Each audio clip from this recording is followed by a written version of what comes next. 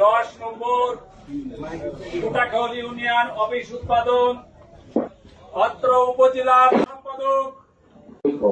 সেই দুর্ভিক্ষর পরেই একটা ত্রাণকর্তা আল্লাহ পাকের ইশারায় আল্লাহ পাক এখানে একজন খাদেম হিসাবে পাঠালেন, যিনি স্বাধীনতার ঘোষক শহীদ রাষ্ট্রপতি জিয়াউর রহমান সাহেবকে।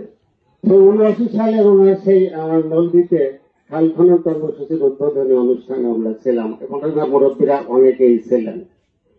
ওনার যে 19 দফা কর্মসূচি তার মধ্যে অন্যতম ছিল যে আমাদের শিকড়টা কৃষক পর্যায়ে, আমরা প্রত্যেক কৃষি পরিবার, কৃষি প্রধান বাংলাদেশ, কৃষক বাঁচলে দেশ বাঁচবে। আর ঠিক সেই মানসিকতা ওনার 19 দফা কর্মসূচির অন্যতমই ছিল দেশের কৃষি জনগণের প্রাণ প্রিয় নেতা জিয়াউর রহমান, উনি হচ্ছে রাষ্ট্রপতি জিয়াউর রহমান।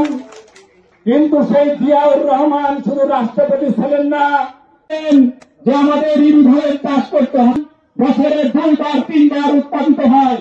চাষ করার পরে আমাদের এই রাষ্ট্রপতি শহীদ জিয়াউর রহমান বাংলাদেশের খাদ্য ঘাটতি পূরণ করার পরেও বিদেশে এই খাদ্য রপ্তানি করেছেন।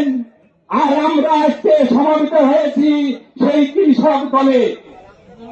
ভাইরা আমার, আপনাদের কাছে অনুরোধ রাখবো, সময় অল্প। এখন যদি আমরা বাংলাদেশ শুধু এই কৃষক দল না, জাতীয়তাবাদী কৃষক দল না, মূল দল, যুব দল, যাই থাকুক না কেন, এখন রহমানকে যদি প্রধানমন্ত্রী করতে হয়, আমাদের ঘুমকে হারাম করে দিতে হবে। প্রত্যেকের তারে ভোটের ভিক্ষা করতে হবে। আর যদি মনে করেন যে না আমরা ঘরে বসে বলেই নেতা হয়ে যাব, ভুল করবেন।